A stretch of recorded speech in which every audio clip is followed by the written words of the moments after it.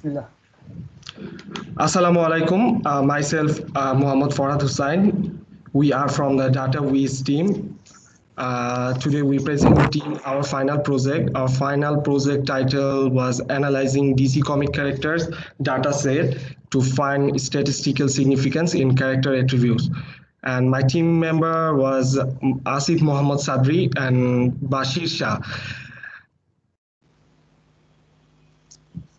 From my first slide, I want to talk about our data from where we collect it from. We collect it from the Kaggle website. This is a DC week data set. For our data set, we choose it, we doing the exploratory data analysis. And for the data mining technique, we using the Crips DM data mining technique. And our in our data set we find out 6 variables. Here 3 is a dependent variables and 3 more is a independent variables, and here we find out total 13 attributes.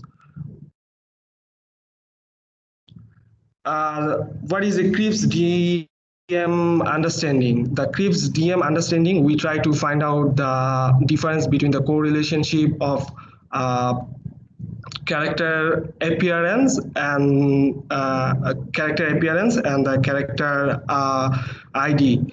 And also we try to find out the discovering the hidden patterns comic producers follow to improve their franchisee growth and understanding the business portfolio of the DC universe. Our project objectives was we try to analyze and try to find out the deeper relativity within the attributes of the dataset, such as the alignment of the characters to their ID, and then the difference and the similar patterns between the attributes, and the last is identification of a false correlation or low significance. From now, I want to pass my teammate Asif Muhammad Sadri. Assalamu alaikum. My name is Asif Muhammad Sadri. From now on, I'll be start presenting. So this is our slide.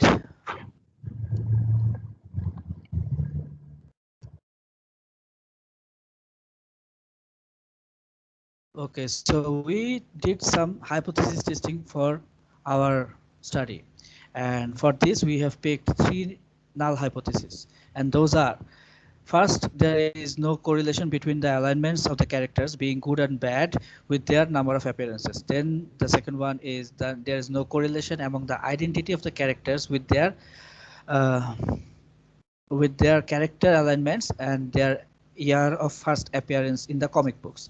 And finally, the third one, and that is the predictional model, which is based on the physical and social attributes, connecting it with the variables of their gender. Next slide.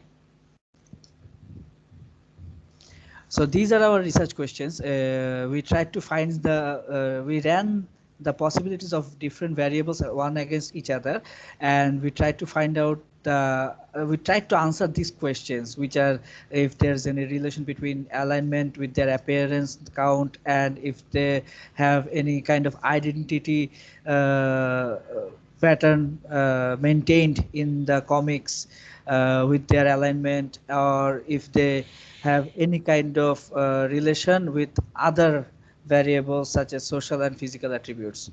Next. So for the reason we have selected this data is we did some literature review, and we found out that the corporate-owned superhero comics industries such as DC and Marvel have a very significant growth in their industries, and they hold over like 80% of all comics. They try to sell it through the direct market, and we tried to find something from their data to increase to incorporate this into the new industries. And we also found from the literature review that the appetite for the comic book characters comes from the nostalgia, which means the fan base used to have some kind of connection with the previously seen good characters and bad characters, and we'll try to find something out of that. From now on, Bashir will start. Hey, Assalamu alaikum warahmatullahi wabarakatuh. My name is Bashir, and I will start from here, starting with data understanding. So, of all the attributes there are 13 attributes, of which 10 is nominal and 3 is numeric. So, in total, there is 6,897 instances in this data set. Next. So we have three independent variables in correlations to its own opposite side, which is the dependent variables. So for question 1, we came up with the number of appearances against alignment, good or bad.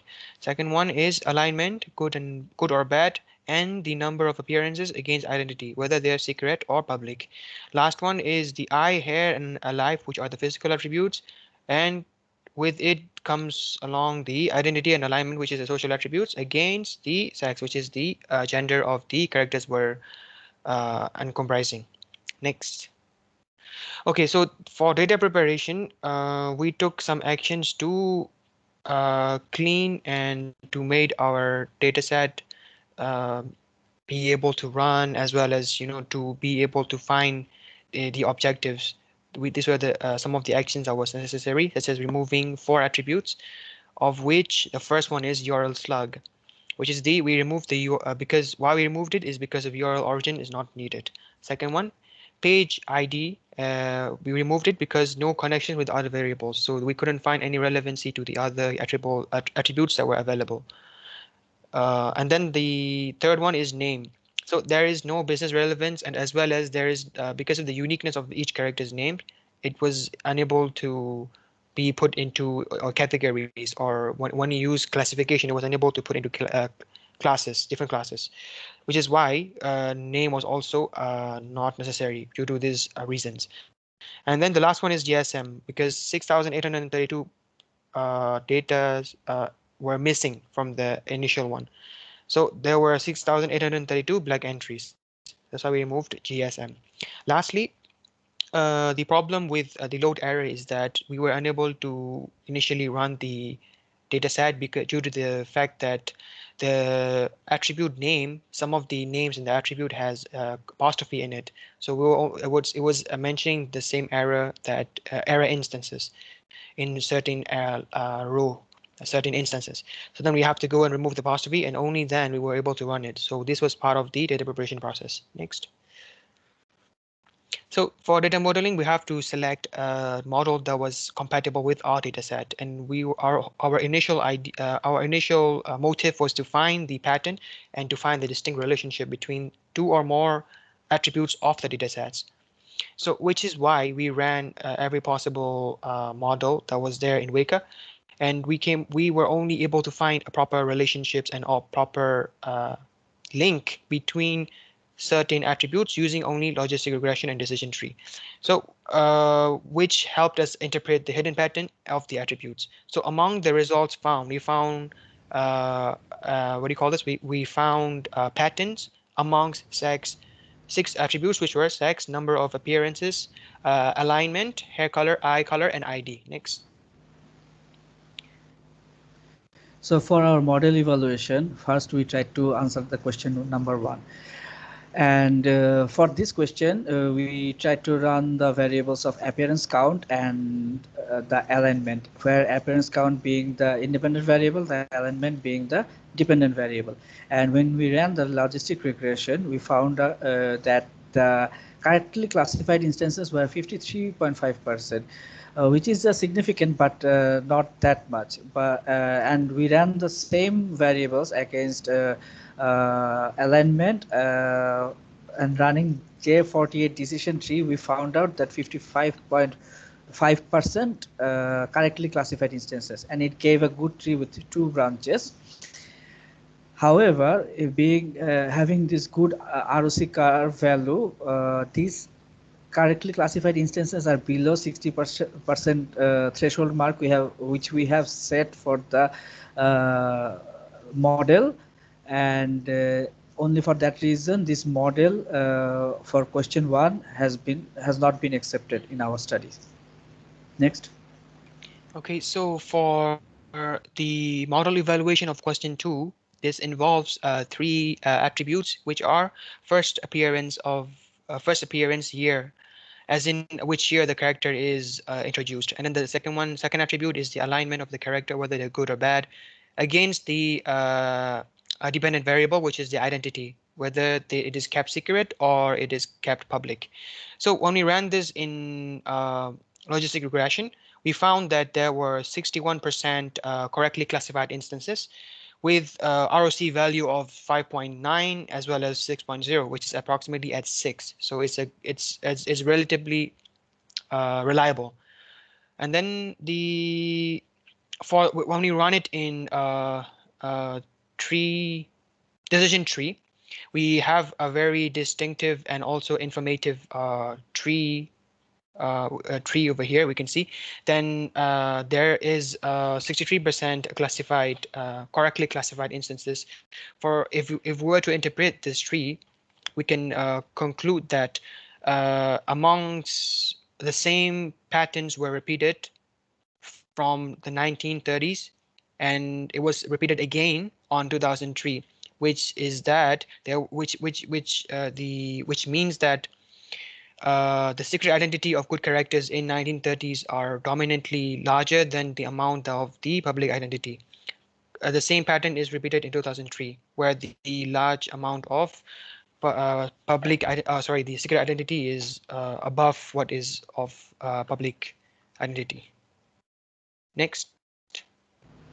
For our model evaluation for the question number 3, we tried to come up with a correlational model, predictive correlational model, and we ran all the nominal and numeric variables against one another, and finally we found a good model consisting of these 6 variables, where these 5 nominal variables of identity, eye, hair, alignment, and alive status as the independent variable has a correlation with the sex as a dependent variable, where we can find the logistic regression significance value of 72%, and it gives a very good ROC curve value, which is 0.653 for male characters and 0.673 for the female characters.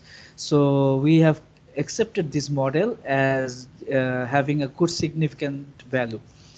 Moving on to the next slide.